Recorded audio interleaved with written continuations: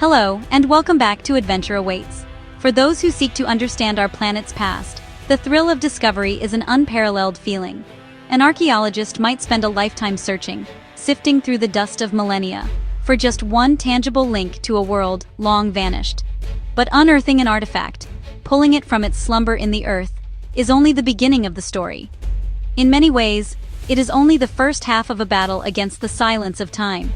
The true challenge, the far more difficult task, is to make that object speak, to coax from it the secrets of its creation and purpose. Sometimes, even with all our accumulated knowledge and advanced technology, these ancient voices remain stubbornly silent. We are left with objects of exquisite craftsmanship, structures of immense scale, and mysteries that even the most seasoned experts cannot unravel. These are the enigmas that haunt the halls of museums and the pages of history books, puzzles left behind by our ancestors. They challenge our assumptions and remind us that for all our progress, the past still holds a power to mystify and confound us, leaving us to wonder at the lives and beliefs of those who came before. Today, we will venture into the heart of some of these profound archaeological riddles. We will journey from the ash-buried villas of ancient Rome to the sacred temples of India, from cursed islands in the Baltic to the shifting sands of Arabia. We will examine discoveries so recent and so strange that they have left the world of archaeology grasping for answers. I invite you to join me on this expedition. Look closely at the evidence, listen to the whispers of history, and see if you can solve the mysteries that have left the experts stumped. Our first mystery takes us to the shadow of Mount Vesuvius, to the opulent ruins of the Villa Poppaea at Oplontis. This grand estate, believed to have belonged to the second wife of Emperor Nero, was frozen in time by the same eruption that buried Pompeii and Herculaneum. It is a treasure trove of Roman life, its frescoes and furnishings providing an intimate glimpse into the world of the elite. Yet, among these well-understood relics, a single object was found that defies simple explanation. It is a small, curious piece of metal, intricately shaped. At first glance, it appears to be a ring, but its form is far too complex for mere adornment.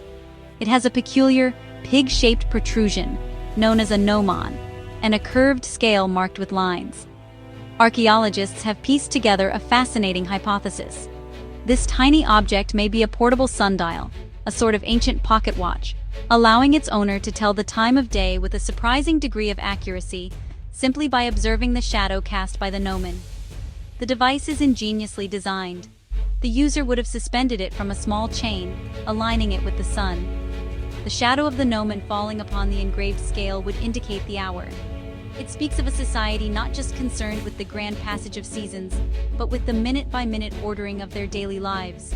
It is a testament to the remarkable ingenuity and mathematical prowess of Roman artisans, who could condense the principles of astronomy into an object that could be carried in a fold of a toga. But this explanation, as elegant as it is, opens a door to an even deeper mystery. If such a clever and useful device existed, why have we found only one? The Romans were masters of mass production, from their pottery to their military equipment. An invention as practical as a pocket sundial would surely have been highly sought after. One would expect to find them in villas, in military camps, in the remains of merchant ships across the empire. Yet, from the countless archaeological sites that have been excavated over centuries, from the breadth of the Roman world spanning from Britain to Mesopotamia, only this single example has ever emerged from the earth. Was it a unique prototype, the singular creation of a forgotten genius, its design lost to the world in the fires of Vesuvius? Or was it part of a tradition so secret, its ownership so exclusive, that all other examples have vanished without a trace? The object's function as a sundial seems almost certain, but its solitude is baffling. It is as if we found a single, isolated fossil of a creature that should have been abundant. Why has its family tree, its technological lineage, been completely erased from the archaeological record? Was it a novelty item, a rich person's toy, whose practical use was less important than its cleverness? Or is our understanding of the object fundamentally flawed? This small piece of metal from the Villa Poppaea is a paradox. It represents a level of personal portable technology we did not think was common, and yet its profound rarity contradicts that very idea. It sits alone, a silent testament to a story we can only guess at. The shadow it was meant to cast now falls across our own understanding, leaving us to wonder about the true nature of this pocket full of time. We travel now from the sun-drenched shores of Italy to the cold, windswept waters of the Baltic Sea.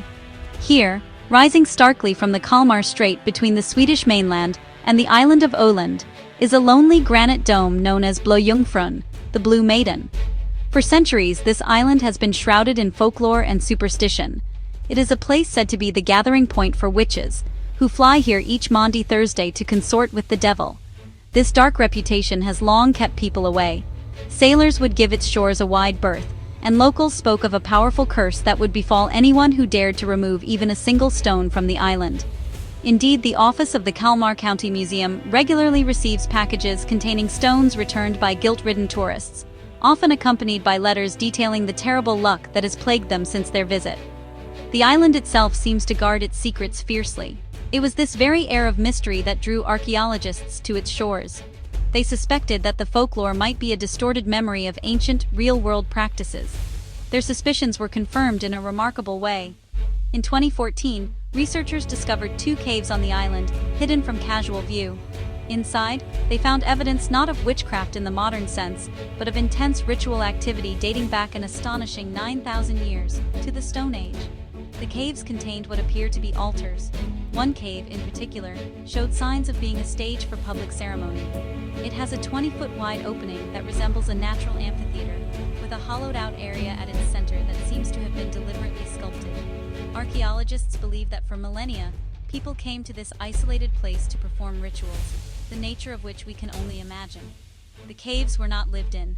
They were sacred spaces, set apart from the everyday world. But the caves were not the only discovery. Not far from these ritual sites, archaeologists found a large stone labyrinth. Labyrinths are found in various ancient cultures, often associated with spiritual journeys, rebirth, or trapping malevolent spirits. The presence of one here, on an island already steeped in ritual and magic, deepens the enigma. Was it a path for initiates to walk? A map of the spirit world? Or a symbolic prison for the dark forces the island was famous for? The connection between these 9,000-year-old ritual sites and the later folklore of witches seems undeniable. It is a powerful example of how folk memory can preserve the echo of ancient beliefs over thousands of years, even as the original meaning is lost and transformed.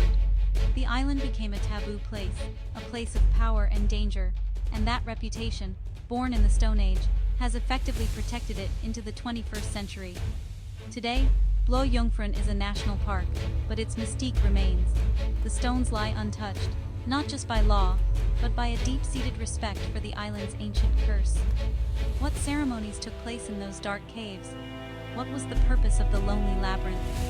The Blue Maiden holds her secrets close, her granite shores a silent monument to millennia of human belief, fear, and ritual, the full meaning of which may forever be lost to the Baltic winds. Our journey now takes us to the southern tip of India, to the city of Thiruvananthapuram in Kerala. Here stands the magnificent Padmanabhaswamy Temple, a gleaming structure dedicated to the Hindu deity Vishnu. The temple is an architectural marvel and a site of deep spiritual significance. But beneath its hallowed halls, protected by ancient stone and whispered legend, lies one of the greatest unsolved mysteries in the world: the unopened door of Vault B. The temple has several underground vaults, designated A through F. In 2011, following a directive from the Supreme Court of India, a team was assembled to open these vaults and inventory their contents. What they found in 5 of the chambers was staggering, a treasure beyond imagination. They uncovered sacks of diamonds, gold statues, crowns studded with emeralds and rubies, and thousands of ancient gold coins, with a value estimated to be over $20 billion. It was one of the largest discoveries of treasure in human history. But one vault remained sealed, Vault B, or Kalara B as it is known. Its entrance is a formidable door of solid stone, with no visible bolts, latches, or locks. The only distinguishing feature is the carving of 2 immense protective cobras, a warning to any who would dare to enter. The temple's priests and local legends speak of a powerful curse, a catastrophic fate awaiting anyone who forces the door open. It is said the vault is protected not by locks, but by a mystical sound wave, a nagabandham, or serpent binding. According to these ancient beliefs, the door can only be opened by a high-level holy man, a Siddha Purusha, who can chant a specific sequence of sounds known as the Garuda mantra. Any attempt to open the door by force, it is warned, will unleash terrible calamities upon the world. The legends are specific and chilling, speaking of mythical serpents and vampires who guard the unimaginable treasures within, treasures that are said to dwarf what has already been found. This has created an extraordinary standoff. On one side, there are those who argue for a scientific approach, suggesting that modern technology could surely find a way to open the door without damaging it, allowing the world to see what lies within. They see it as a historical and archaeological imperative. On the other side are the temple custodians, the royal family of Travancore, and devout believers who warn that meddling with sacred ancient protections is an act of supreme arrogance. They point to the mysterious deaths of some who were involved in the legal petition to open the vaults as evidence that the curse is real. Whether this is coincidence or consequence, it has added a potent layer of fear to the debate. The story of Vault B taps into a primal human fascination with forbidden doors and protected treasures, a theme found in myths and legends across the world. And so, the serpent door remains closed. Behind it may lie the greatest hoard of treasure on Earth, or perhaps something else entirely, something the ancients felt needed to be sealed away from the world forever. Is it protected by a curse, a lost form of sonic technology, or simply by the power of belief itself? Until a Siddha Purusha, with knowledge of the Garuda mantra appears, or until secular authorities decide to take the ultimate risk, the secret of Vault B will remain one of India's most profound and tantalizing mysteries. We now return to the cold, treacherous waters of the English Channel, specifically the Goodwin Sands off the coast of Kent. This notorious stretch of sea has claimed thousands of ships over the centuries. In 2005, divers located the wreck of one such vessel, the Rooseweg, a Dutch East India Company ship that sank in a storm in January 1740, just one day after setting sail from the Netherlands, taking all 237 souls on board with it. The Rooseweg was on its way to Batavia, modern-day Jakarta, carrying a declared cargo of silver ingots and coins to be used for trade in the East Indies. For years, the wreck was explored, and many of these official silver bars and coins were recovered. It was a tragic but relatively straightforward story of a ship lost to the sea. However, a more recent intensive excavation led by Historic England and the Cultural Heritage Agency of the Netherlands has brought a strange new puzzle to light. Alongside the official cargo, archaeologists discovered a number of wooden chests. When brought to the surface and carefully opened, they were found to be filled not with the expected silver, but with a strange, concreted mass of objects. The salt water had worked its corrosive magic over 280 years, fusing the contents into almost unrecognizable lumps. The team was faced with the painstaking task of using X-rays and delicate conservation techniques to peer inside these solid blocks of history. As they analyzed the X-ray images, a picture began to emerge.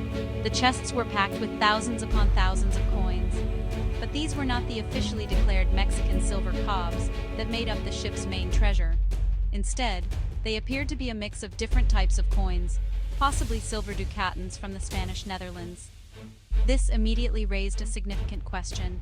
Why was this cargo here, and why was it not on the ship's official manifest? The leading theory is that this was a clandestine operation, a case of large-scale smuggling. It seems likely that some of the Rooseweg's crew, or perhaps even its officers, were running a private, illicit trade.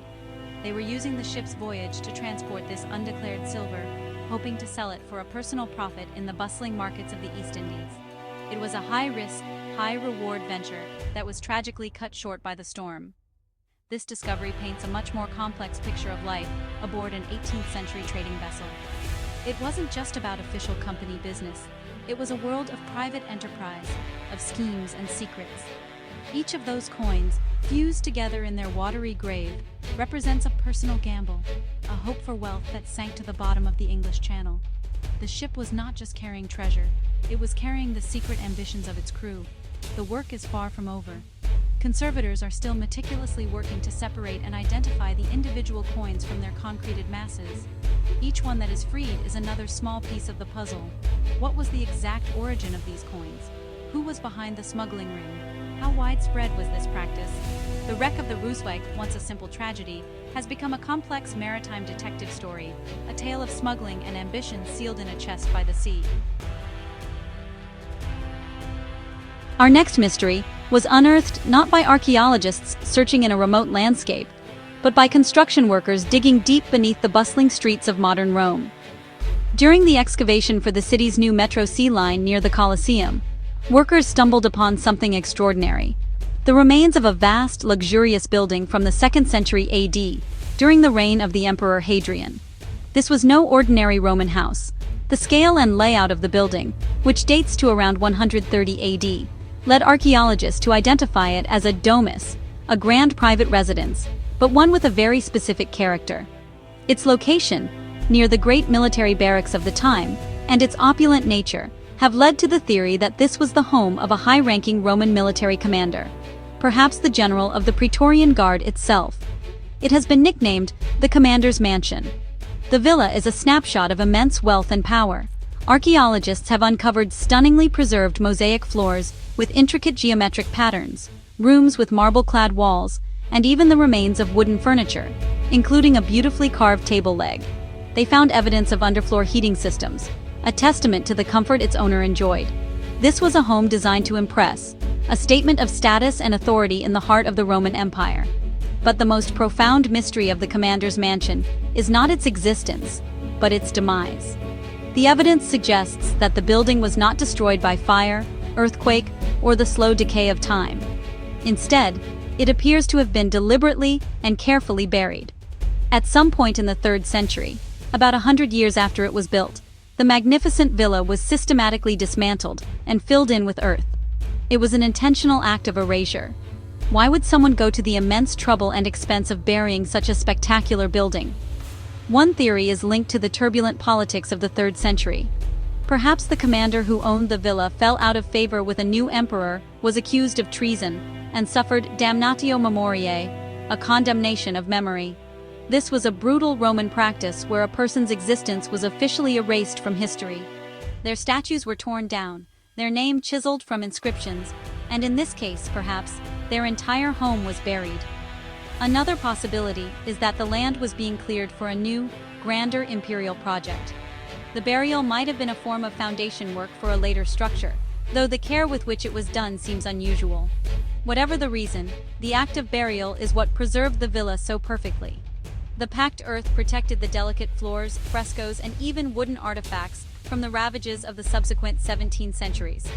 Archaeologists are now in a race against time. The metro construction schedule looms large, and they must document and recover as much as they can before the site is sealed once more, this time by concrete and steel. The commander's mansion offers a tantalizing glimpse into a story of power, intrigue, and potential disgrace.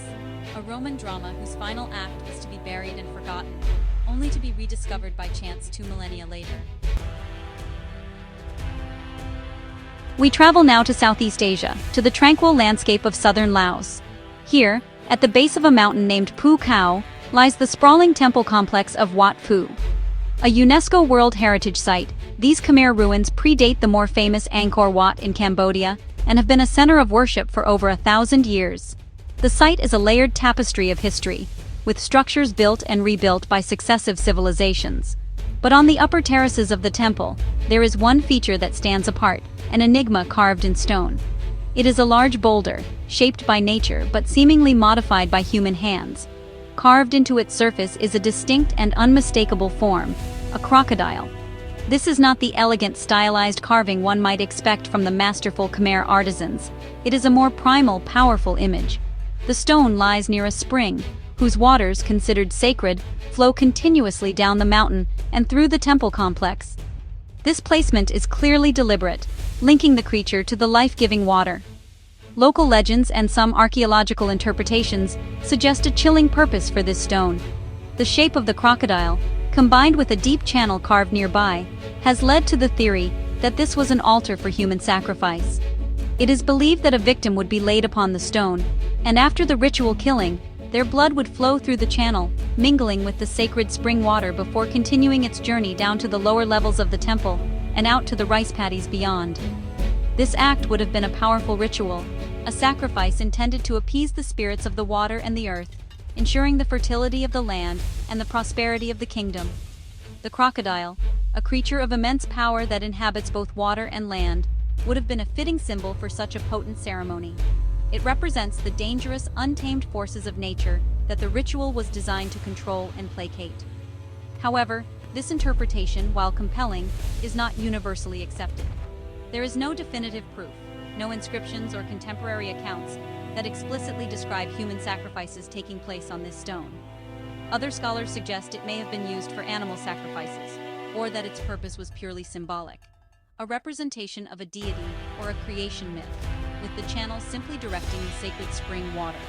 The uniqueness of the crocodile stone is what makes it so mysterious. While animal and symbolic carvings are common in Khmer art, a potential sacrificial altar of this form is unparalleled. It doesn't seem to fit neatly into the known iconography and religious practices of the main temple complex. It feels older, more elemental, perhaps a relic from an earlier pre-Khmer belief system that was incorporated into the later Hindu and Buddhist site. As the sacred water continues to trickle past the stone crocodile, so too do the questions. Was this a place of brutal offerings, where human life was given to ensure the harvest? Or is it a symbolic guardian of the sacred spring, its fearsome reputation a product of later folklore? The stone remains silent, a brooding and powerful presence at the heart of Wat Pu, its true purpose one of the great unsolved mysteries of the Khmer civilization. Our quest for answers now leads us to the dense jungles of northern Belize, to a place that fundamentally challenged our understanding of one of the ancient world's most brilliant civilizations. Here, near the town of Orange Walk, lies the site of Cuello. To the untrained eye, it is unassuming, a collection of low mounds and platforms, lacking the soaring pyramids and grand plazas of more famous Mayan cities like Tikal or Chichen Itza. But Cuello's importance is not in its scale, but in its age. For a long time, the prevailing theory was that the Maya civilization developed relatively late, around 900 BC, borrowing heavily from their neighbors, the Olmec. But the discoveries at Cuello, first excavated systematically in the 1970s, threw that timeline into disarray. Radiocarbon dating of materials found in the lowest, earliest layers of the settlement pushed the origins of Mayan settlement at this site back to an astonishing 2600 BC. This was a revolutionary claim. It suggested that Mayan culture was not a derivative of the Olmecs, but had its own, much deeper, independent roots. It meant that while the Egyptians were building the Great Pyramids of Giza, a distinct culture was already beginning to form and coalesce in the jungles of Central America. Cuello was not a grand metropolis, but a humble village of plaster-floored, timber-framed houses, the very genesis of Mayan society. The discovery ignited a fierce debate in the archaeological community that continues to this day. Some scholars questioned the dating methods and the context of the samples, arguing for a more conservative timeline. They pointed to the lack of distinctively Mayan pottery or artifacts in the very earliest layers.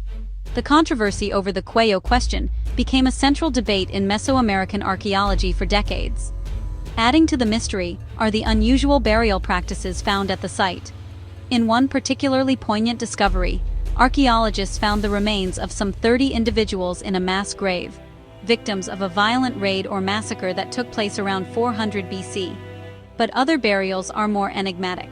In one instance, a young man was interred with a pot placed over his head, its base deliberately broken, a ritual practice whose meaning is lost to us. Another puzzle lies in the very nature of the settlement. The people of Cuello were farmers, cultivating maize, but they also consumed reef fish and shellfish, indicating a trade network that stretched to the Caribbean coast, some 50 miles away.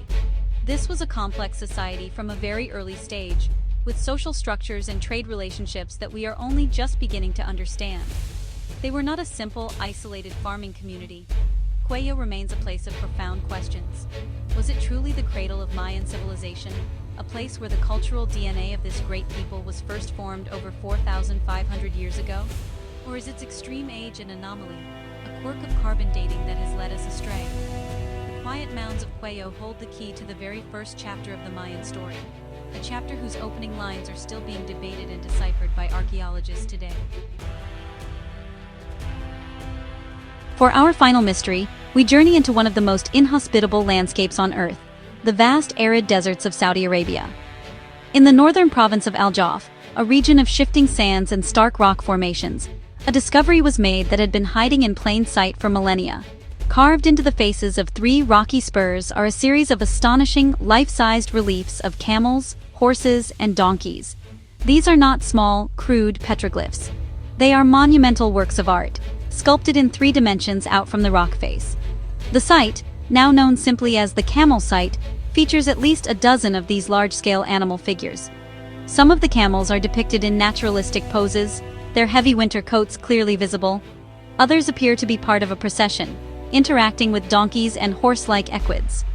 The scale and artistry are unlike anything else found in the region. When first reported in 2018, the initial estimates of their age were based on similar rock art found elsewhere, placing them around 2,000 years old from the Nabatean period. This was remarkable enough. But as scientific analysis began, a far more stunning picture emerged. Using techniques like optically stimulated luminescence dating of fallen fragments and X-ray fluorescence to analyze the tool marks, researchers came to a jaw-dropping conclusion.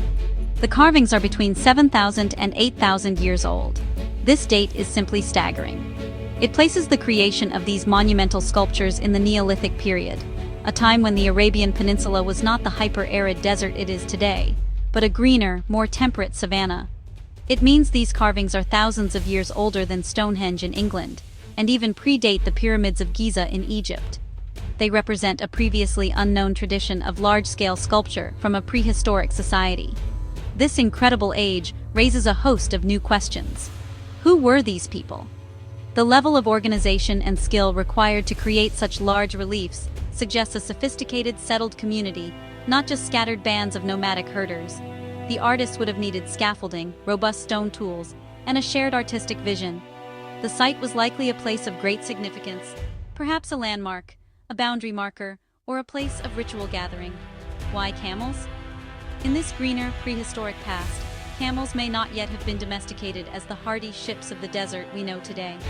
These carvings might depict wild herds, perhaps as a way of invoking success in the hunt, or as a tribute to the power of these magnificent animals. The presence of donkeys and horses further complicates the story, hinting at the complex fauna of this ancient savanna. The camel site has completely rewritten the book on the prehistory of the Arabian Peninsula. It reveals a level of artistic and social complexity that no one suspected. For thousands of years, these stone animals stood sentinel in the wilderness, their existence a secret kept by the encroaching sands. Now revealed, they stand as a silent, monumental testament to a lost world and a forgotten people, challenging us to imagine the lives and beliefs of the Neolithic artists who carved these giant creatures into the very bones of the desert. The past does not give up its secrets easily. From a single ingenious sundial to a vast procession of stone camels, the artifacts and sites we have explored today are more than just historical curiosities. They are profound questions posed to us by our ancestors. Each one is a challenge to our knowledge, a missing piece in the grand puzzle of human history. They remind us that the story of humanity is not a closed book, but a living document with many pages yet to be translated. The beauty of these mysteries is that the investigation is never truly over. A new technology, a newly discovered text, or simply a fresh perspective could one day unlock the secrets of Vault B, or explain the solitude of the Roman sundial. The answers may be lying dormant, waiting in another buried villa, or a yet undiscovered wreck. The next great breakthrough could come from a seasoned archaeologist, or from someone like you, connecting disparate clues in a new and insightful way. And that is where I turn to you. What do you think? What are your theories? Is the crocodile stone a sacrificial altar? Why was the commander's mansion deliberately buried? And who were the master sculptors of the Arabian desert? The great conversation of history is open to everyone. Please share your thoughts, your ideas, and your own fascinating theories in the comments below. Perhaps together, we can shed a little more light on these enduring shadows of the past. Thank you for joining me on this adventure.